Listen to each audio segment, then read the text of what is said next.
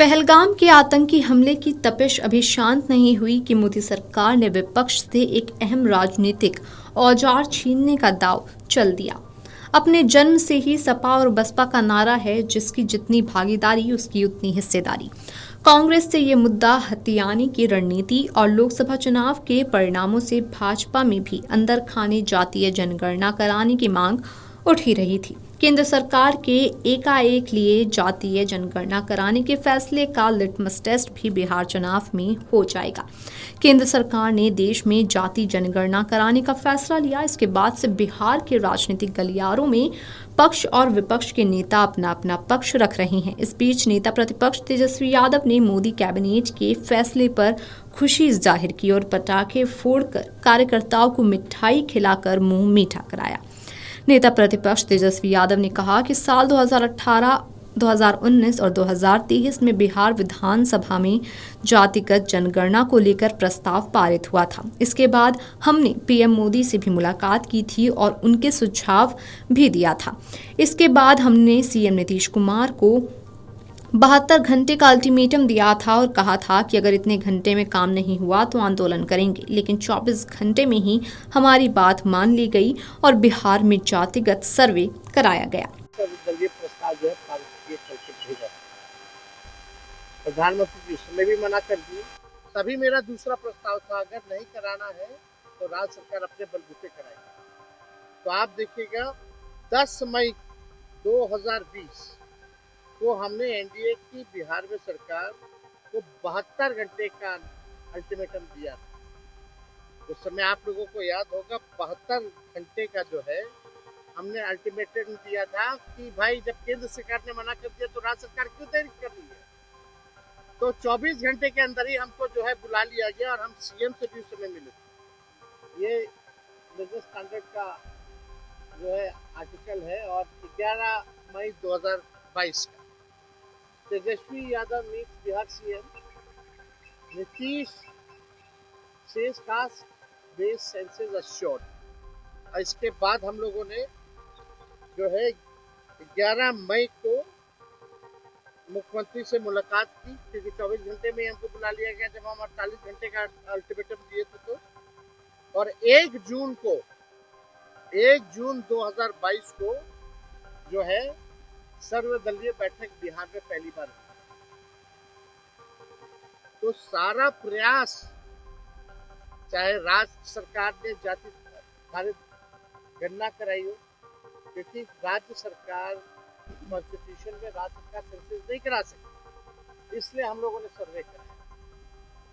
Only central government can do census, इसलिए हम लोगों ने सर्वे कराया था ताकि कोई रुकावट ना हो, कोई दिक्कत ना।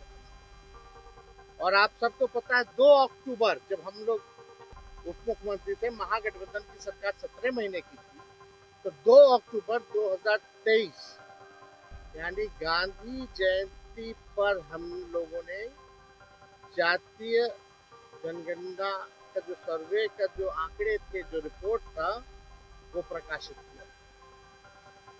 ये हम लोगों की सरकार में पहली बार हमारे सांसदों ने लगातार जो है केंद्र सरकार से पार्लियामेंट में भी कई बार जो है अलग अलग मौकों पर जाति जनगणना के बारे में पूछा। पहले प्रधानमंत्री जी बोलते थे 4 जाति है, सामाजिक विद्वेष फैलाना चाहते हैं। अब प्रधानमंत्री जी बताए कौन विद्वेष फैलाना चाहता है, कौन नहीं फैलाना चाहता। करना वही पड़ा जो हम लोग कराना चाहते थे। ये हम लोगों की ताकत है कि ये काम जो है इन लोगों को करना पड़ा। अब विश्लेषण इसका होता रहेगा कि भाई बिहार चुनाव को देखते हुए किया जा रहा है या कुछ भी किया जा रहा है। पहली बार कर्पूरी ठाकुर जी को भारत रत्न का से नवाजा जाए, इसकी मांग भी बिहार विधान मंडल की बैठक में प्रधानमंत्री आते तो उनके सामने हम ही ने पहली बार रखा था और उनको देना पड़ा था। लेकिन जब हम लोगों ने आरक्षण बढ़ाया, केवल रिपोर्ट आ जाए आप उस पर काम ना करें तो कैसे चलेगा। तो बिहार सरकार अब तक क्या कर रही है, उस रिपोर्ट पर पहली बार जब सर्वे हुआ बिहार में, उसके बाद पहला बजट आया एनडीए की सरकार में अभी कुछ दिन पहले। क्या उस सर्वे का कुछ भी डेटा के हिसाब से बजट में प्रावधान किया गया या बजट बना? नंबर एक सवाल नीतीश जी बताएं, क्यों नहीं उपयोग किया गया? जो शेड्यूल 9 में जो हमारा आरक्षण जो 65% हम लोगों ने बढ़ाया था 17 महीने की सरकार ने, महागठबंधन ने, उस आरक्षण को शेड्यूल 9 में भाजपा के लोगों ने क्यों नहीं रखा? अभी भी हमारी मांग है कि एक दिन विधानसभा चालू कर दीजिए, पार्लियामेंट एक दिन का ऑन कर दीजिए, 65% के 75% करके लाइए। आज हम लोग सब लोग मिलकर पास करते हैं और यहाँ से हम लोग भेजते थे केंद्र में, और केंद्र सरकार जो है उसको शेड्यूल 9 में उसी दिन डाल दो। क्या ये करेगी? क्या मोदी जी करेंगे?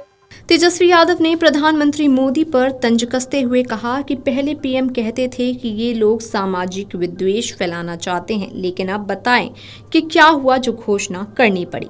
हम जो चाहते हैं वही हुआ। तेजस्वी यादव ने कहा कि विश्लेषण का विषय है कि इस घोषणा का बिहार में होने वाले विधानसभा चुनाव से क्या संबंध है।